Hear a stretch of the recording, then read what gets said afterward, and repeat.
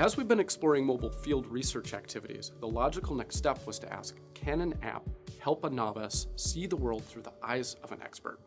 Can the app actually augment what the person is able to see when they're in the field doing that research? So for this project, we paired with Seth McGee, who teaches in the BioCore program here at UW. I'm a lab manager and instructor in the BioCore 382 class. It's a class called Evolution, Ecology, and Genetics. And it's a class that sort of seeks to lay a foundation for understanding what life on Earth is for honors biology students.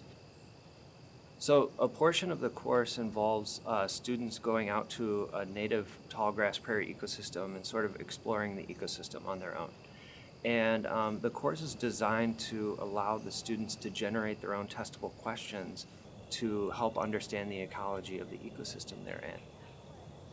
And one of the biggest stumbling blocks with that unit is, in order to really come to a conclusion about a lot of those questions, you have to know what plant you're looking at. So traditionally, what the students have done is they'll take a big book field guide, a traditional dichotomous key field guide, out into the field with them, or usually more than one, 2 or 3.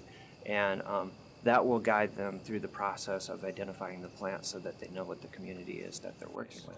So we have an app that we want you to try out, and you can use both of these things and give us your thoughts. So across this study, we were looking at primarily 2 variables. We were looking at efficiency and accuracy of completing this plant identification activity.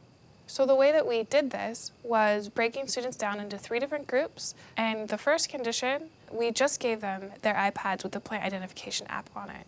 In the second condition, we gave them the plant identification app plus field guides. And in the third condition, we gave them just the field guides. What time is it? With efficiency, we were measuring students' self-reported start and stop time at each plant. With accuracy, we were looking at whether or not students identified the plant correctly based on what they wrote down on their worksheet.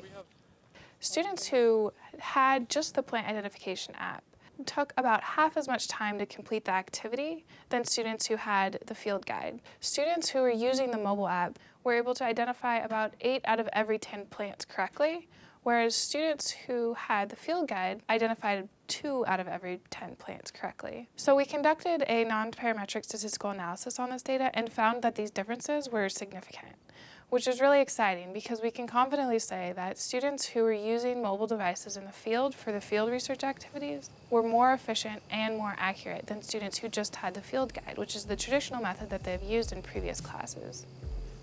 Overall, this project was a huge success for the Mobile Learning Incubator. We did what we do really well.